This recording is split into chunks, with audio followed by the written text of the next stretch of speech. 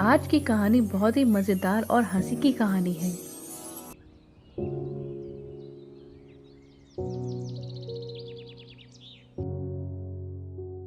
चंदू, ओ चंदू, उठ बेटा।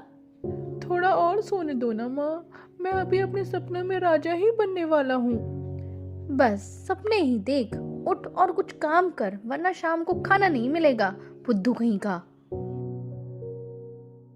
ओह माँ, तुम भी ना। चलो कुछ काम करके ही आता हूँ।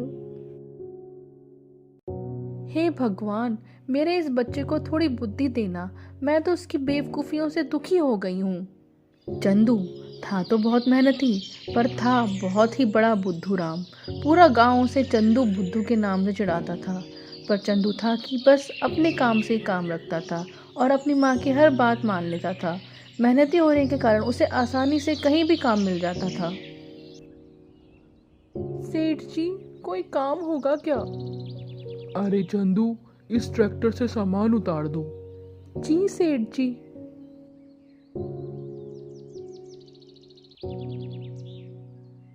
लो चंदू, अपना मेहनत आना। अरे वाह, चांदी का सिक्का। वाह, मेरी तो लॉटरी लग गई। ला ला ला ला, ला। अरे, ये मेरा सिक्का। घर आकर चंदू ने सारा किस्सा अपनी माँ को बताया। ओफो, तुमको वो सिक्का जेब में रखना चाहिए था ना। माँ, अब की बारी में ऐसा ही करूँगा। अगले दिन चंदू एक ग्वाले के पास काम करने के लिए गया।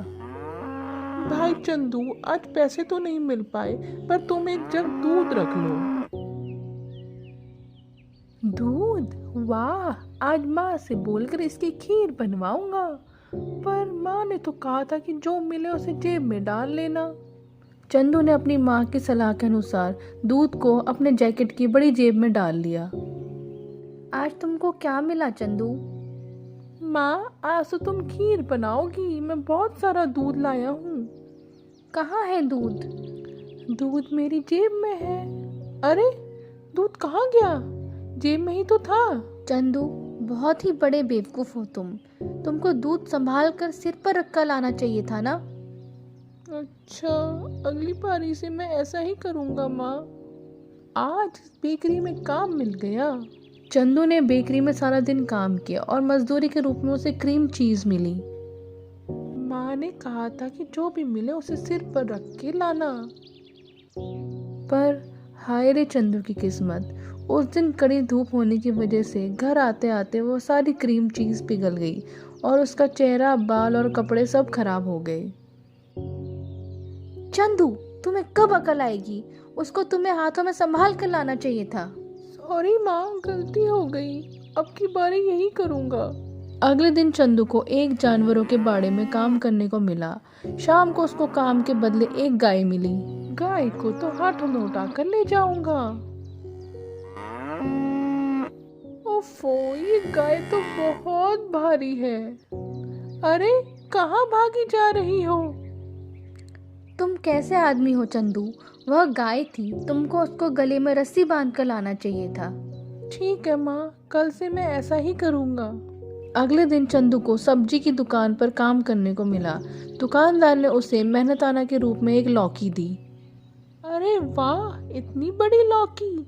आज तो इसकी सब्जी खाऊंगा। पर माँ ने कहा था कि इसे रस्सी में बांध कर लाना। जाहिर है, जब तक चंदू लौकी घर तक ले गया, लौकी की बुरी हालत हो चुकी थी। बेवकूफ लड़के, तुम बहुत ही बेकार आदमी हो। रोज कमाते हो और रोज ही किसी ना किसी तरीके से उसे बेकार कर देते हो। तुमको वो लौकी अपने कंधे पर रखकर लानी चाहिए थी। अच्छा माँ, अगली बार मैं ऐसा ही करूँगा। अगले दिन चंदू ने एक धोबी घाट में काम किया। इस बार उसे अपने काम के बदले एक गधा मिला। इतना बड़ा गधा? पर माँ ने कहा था कि कंधे में लाना। काफी परेशानी के बाद वह उस गधे को अपने कंधे पर रखने में कामयाब हो गया। वह उसे लेकर धीरे धीरे संभाल कर चलने लगा। घर के रास्ते पर एक बहुत ही अमीर आदमी का घर पड़ता था। उसकी एक इकलौती बेटी थी।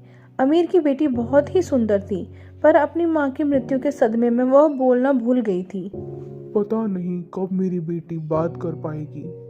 सेठ जी, डॉक्टर साहब ने कहा है कि यदि बेटी हंस पड़ेगी तो शायद बोल भी जाएगी। रामू काका, आपको तो पता है मैंने सब तरीके की कोशिश कर ली है।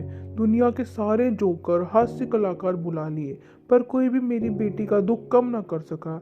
एक छोटी सी मुस्कान भी नहीं दे सका। अगर कोई इसे हंसा दे तो मैं उस पर अपनी सारी धन दौलत लुटा लूंगा और उसे अपना दामाद भी बना लूंगा। और दिन की तरह भी उस शाम को भी वह लड़की खिड़की में उदास बैठी बाहर की ओर देख रही थी।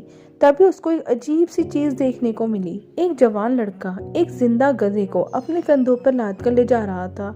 यह देखते ही वो लड़की जोर जोर से हंस पड़ी और तब तक हंसती रही जब तक कि उसकी आंखों से आंसू नहीं निकल पड़े। सेठ जी, बिटिया हंस रही है। हैं? उस आदमी को तुरंत बुलाओ। अपनी शर्त के अनुसार सेठ ने अपनी बेटी की शादी चंदू से कर दी और अपनी सारी धन संपत्ति चंदू को दे दी। अब चंदू और उसकी माँ आराम से रहने लगे। तो दोस्तों, आपको कैसी लगी ये कहानी कमेंट कर ज़रूर बताएं तथा वीडियो को लाइक करें, शेयर करें तथा चैनल को सब्सक्राइब करना ना भूलें। धन्यवाद।